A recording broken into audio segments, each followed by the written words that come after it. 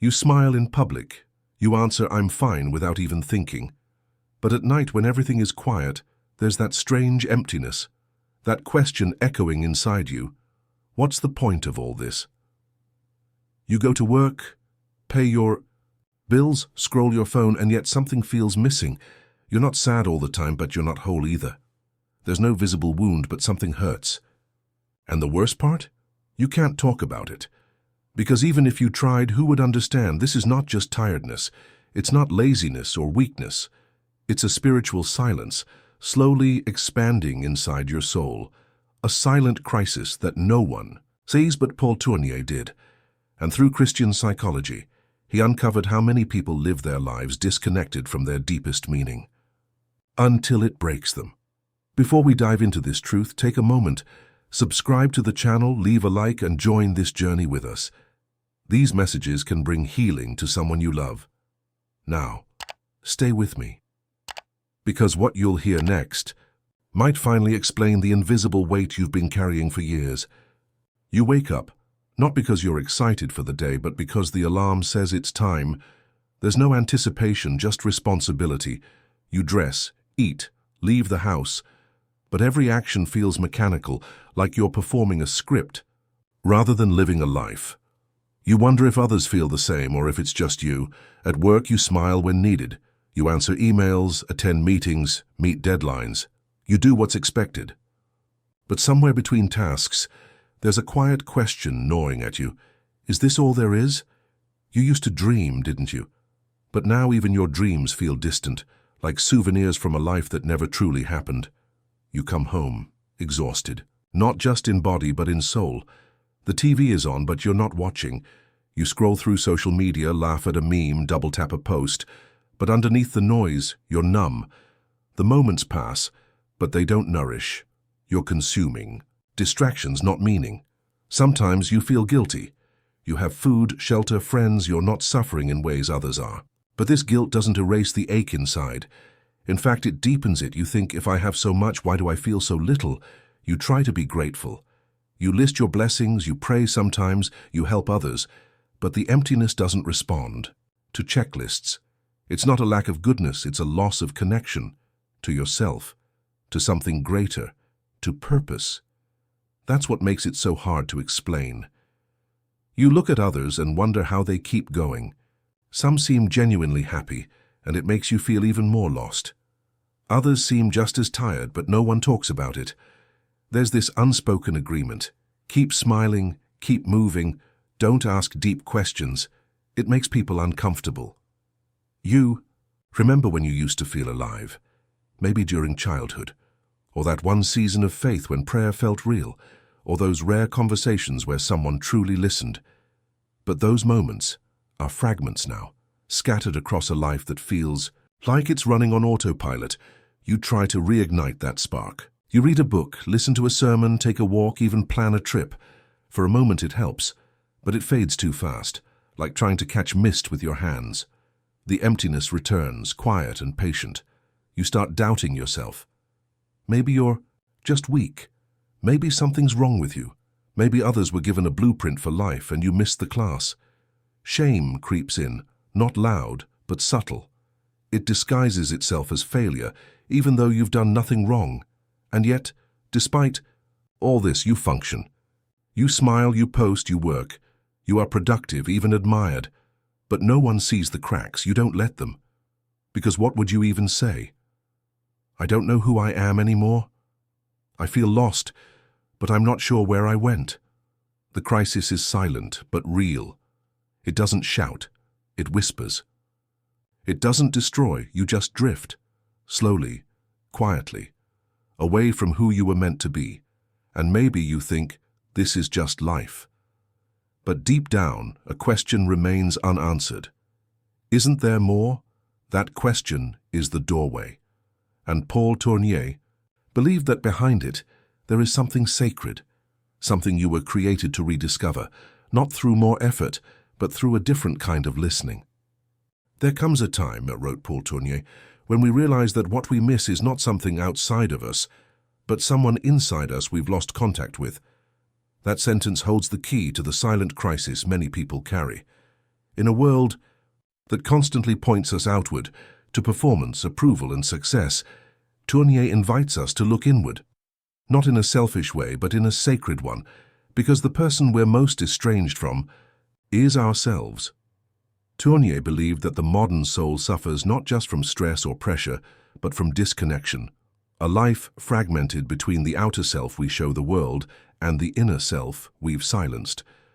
And the more we neglect that inner self, the more we feel like strangers in our own skin.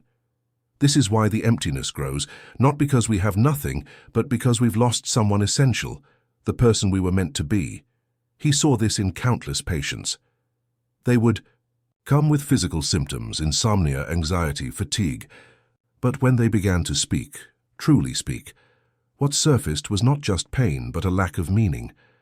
Beneath their exhaustion was a spiritual hunger, a desire not just to survive, but to live with purpose, to feel whole. Tournie called this condition the illness of the soul, and unlike medical diagnoses, it had no clear cause and no quick remedy. It was often buried beneath good behavior, responsibility, even faith. People would say, "I pray, I work, I'm grateful," but still feel lost. He understood that this was not hypocrisy. It was a cry for depth, a longing for integration between the visible and invisible parts of the self. What makes this kind of suffering so hard to name is that it doesn't fit into categories. It's not depression, though it can feel heavy. It's not sin, though it may involve guilt. It's not rebellion, though it often leads us away from God. It is, above all, a rupture in our identity, a silence where there should be communion. And here lies the power of Christian psychology. Tournie didn't separate the spiritual from the psychological. He healed through their union. He saw that the soul doesn't just need therapy or theology. It needs truth spoken with compassion. A truth that tells us, you're not crazy, you're not weak, you're simply disconnected from your center. He would often ask, what would happen if you truly listened to your soul? Not to judge it, but to embrace it. Not to fix it, but to understand it. He believed that healing begins not with solutions, but with presence, with someone who hears our silence and says, "You matter. Even in this confusion, you matter." In this way, Tournie mirrored Christ, the healer who didn't rush to give answers, but sat beside the broken, looked them in the eyes, and restored their dignity. He taught that listening is sacred, that the first act of healing is to be heard, not just by others, but by God and by ourselves. He warned of the danger of false substitutes, busyness, religious performance, intellectualizing emotions. These things create a noise that drowns out the voice of the soul, and as long as we run from silence, we run from healing. Because the voice of God often speaks through our silence, not around it. Tournie's writings are not just insightful, they're prophetic. He saw long before many that the crisis of modernity would not be material, but existential, that people would drown not in suffering, but in meaninglessness, and that the answer would not come from success or science, but from rediscovering the sacred core of who we are. And so he leads us gently back to that place, to the quiet space within us where God still whispers, where our identity is not earned but received, where life is not a list of tasks, but a journey of presence, connection, and grace. You are not empty because you lack achievements. You are empty because you've forgotten your essence. And the good news is you can return, you can remember, and in that remembering you can begin to heal. Healing begins with honesty, not dramatic confessions, but small admissions. I don't feel okay. I don't know who I am anymore. I'm tired of pretending. These words don't solve everything, but they open a door. And Tournie believed that door leads inward, toward the part of ourselves we've abandoned in the rush to please, achieve, and survive. One woman came to Tournie saying she felt disconnected from her family and faith. She thought she lacked discipline. But as they talked, what emerged wasn't laziness, it was grief. She had buried her own voice for years, always meeting others' needs, never asking what made her soul come alive. Tournie didn't give her rules. He gave her space. And in that space, her real self began to speak again. It's not about reinventing your life overnight. Sometimes it starts with choosing to journal instead of scrolling, or turning off the noise for 10 minutes to breathe, or sitting with a trusted friend and daring to say what you really feel.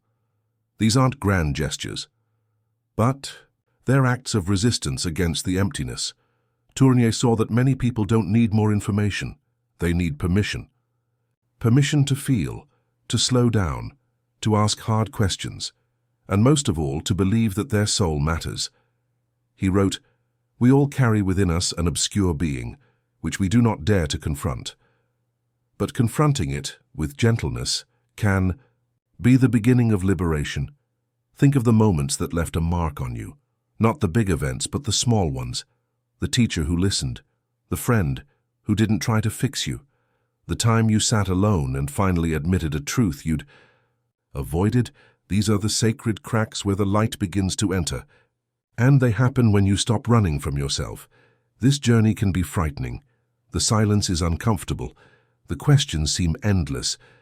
But what you'll find there is not emptiness. It's presence. The presence of your real self and, maybe, just maybe, the presence of God who never left you, only waited for you to slow down enough to hear him. Tournie didn't promise a life without confusion. He didn't offer easy answers, but he did offer hope, that our suffering is not meaningless and that even the feeling of being lost can lead us home. His approach wasn't about fixing people, but helping them find their center again. In practical terms, that might mean seeing a Christian therapist, or beginning a practice of silent prayer, where the goal is not to say but to listen, or reading scripture not to check a box but to let it read you, or forgiving yourself for not being the person others expect, and choosing instead to become the person you were created to be. This path is different for everyone, but the principles are the same. Embrace truth, move toward authenticity, and invite grace. Not performance-based grace, but the kind that meets you in your lowest moment and says, "You are still worthy, you are still loved." You don't have to abandon your responsibilities or change your whole life, but you do have to choose every day to pause, to listen, to return, to let the spiritual become personal again, because healing isn't found in doing more. It's found in being more present, with yourself, with God, with the life you've been given, and maybe, just maybe, this moment right now is part of that return. Not dramatic, not loud, but real. A sacred pause where your soul says, "I'm still here," and you say, finally, "I'm listening." Imagine your soul as a house. Once it was vibrant, filled with music, light, movement, a place where thoughts danced freely and prayers rose like incense. There were rooms you loved to visit, places of joy, dreams, and childlike wonder. But somewhere along the way, life got busy. You locked the doors one by one. The living room of your imagination became dusty. The hallway of your emotions was shut for safety. The study where you once asked deep questions was abandoned. You stayed mostly in the kitchen of productivity and the bathroom of quick fixes. It seemed efficient, even responsible, but the house grew silent. And here's the painful truth. You forgot you were the owner. You started living like a guest in someone else's design. You cleaned what others could see, but the hidden rooms remained closed. You said, "I'm fine," when someone knocked, because you didn't want them to see the clutter inside.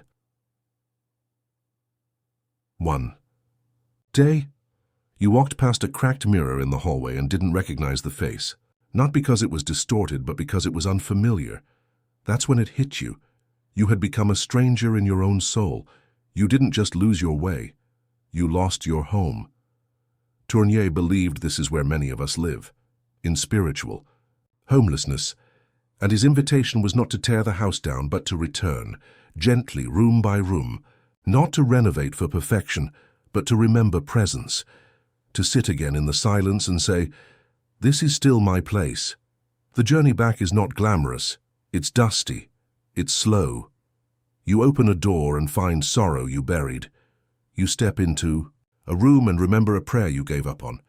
But as you keep walking, light begins to stream through cracks, not blinding, but soft, gentle enough to guide, and in one quiet moment you enter a room you forgot existed, a small space near the center of the house, No windows, just stillness.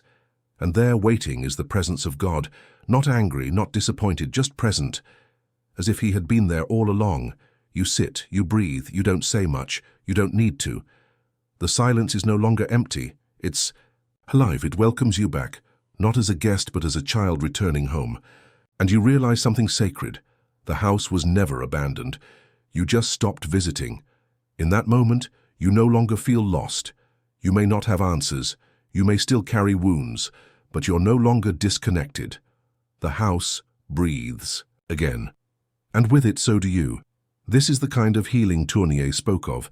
Not dramatic conversions, but quiet returns. Not perfection, but presence.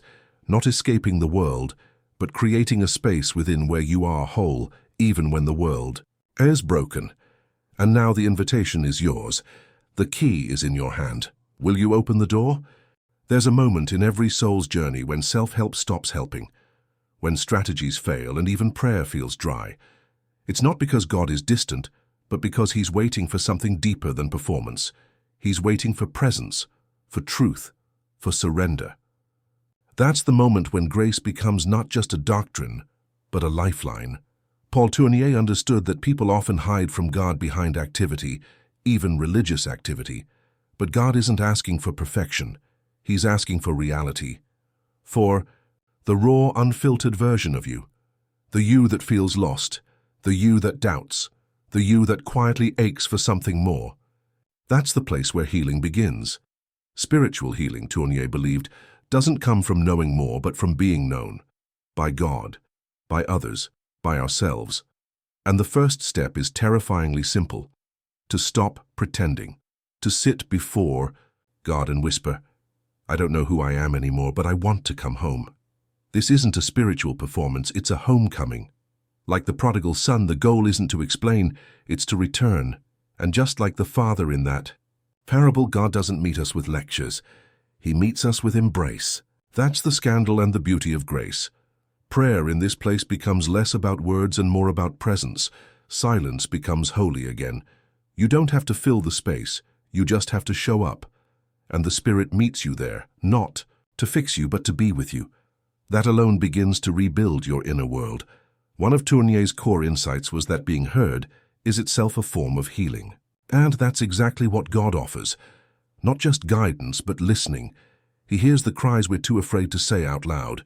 He listens to the silence of our shame. And he answers, not with condemnation, but with compassion. In this space of honesty, grace flows like water, not just forgiving sin, but softening hardness, restoring forgotten beauty, rekindling purpose. The things you thought were too broken to name become the very things God redeems. And what was once emptiness becomes intimacy. You begin to notice the sacred in the small, a sunrise, a phrase in Scripture that suddenly feels alive, a tear that falls not from sadness, but from relief. You're not just surviving anymore, you're being renewed, slowly, gently, from the inside out. God doesn't rush this process. He walks with you. He listens without pressure. He speaks without shouting. And with every step your soul begins to trust again, to believe that maybe, just maybe, it was never truly abandoned. The journey isn't always linear. There are days of silence and days of grace. But something has shifted. You no longer fear the quiet, you enter it. You no longer chase answers, you walk with the answer himself. Christ, the healer of fragmented souls. And so, in the quiet of your spiritual house, you begin to light candles again, not to impress but to dwell.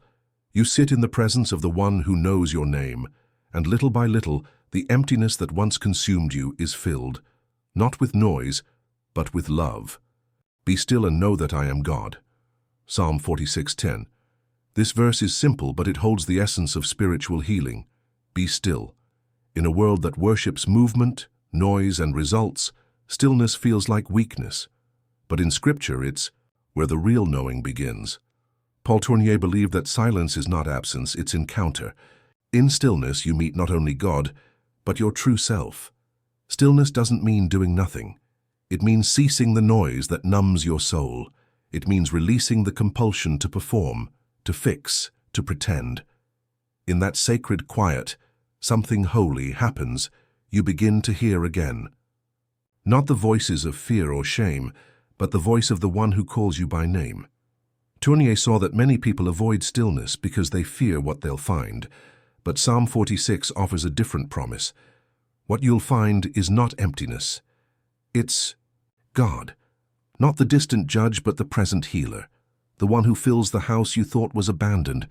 In the silence, you don't have to carry eloquent prayers, a sigh, a tear, a moment of honesty. God receives them all. Because He's not listening for performance, He's listening for presence. And your presence is enough for Him to begin restoring what's been broken. Come to me, all you who are weary and burdened, and I will give you rest. Matthew 11:28. This verse doesn't begin with a command to change.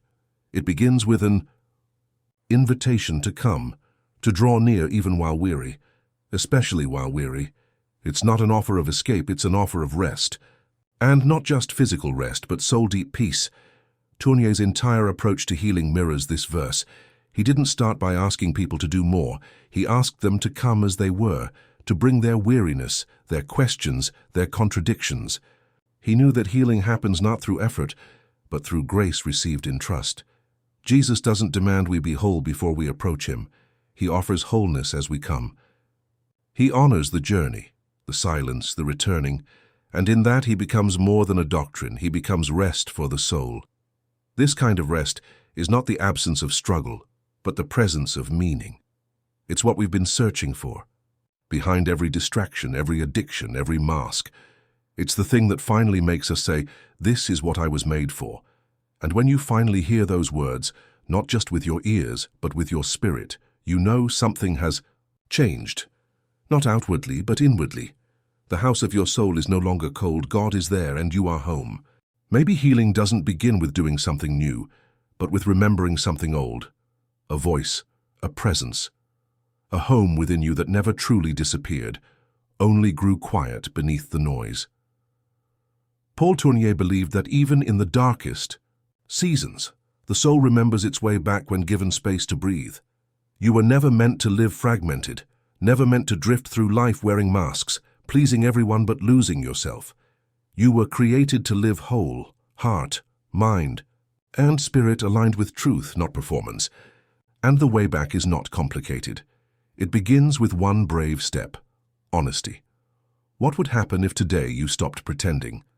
If you sat down for 10 minutes and simply said, "God, I feel lost." No script, no filter. Just the real you in the presence of a very real God. That moment, raw and quiet, could be the most powerful prayer you've ever spoken. You don't need to have answers. You don't need to fix your feelings. All you need is to show up.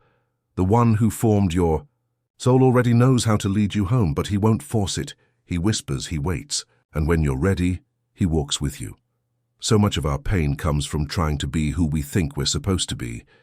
But the healing comes when we return to who we actually are. Not in shame, but in sacred dignity. Because God doesn't meet us in our performance. He meets us in our presence. This may not be the end of your struggle, but it could be the beginning of something holy, a turning point, a quiet miracle. The day you stopped numbing and started listening, the day you stopped running and started returning, the journey won't be perfect, but it will be real. And real is enough. Real is what God blesses. Real is where grace flows. And real is where your soul finally begins to feel alive again. So, here's the question that remains. What room in your soul needs to be reopened today? Only you can answer that. But you don't have to walk alone. If this message touched you, take a moment now, like this video, leave a comment sharing what spoke to your heart, and subscribe for more spiritual reflections like this. And if you want to go even deeper, consider becoming a member of this channel and joining a community of healing souls. The emptiness you've been hiding doesn't define you. It's just the echo of a soul longing for return. And now that you've heard it, maybe it's time to answer.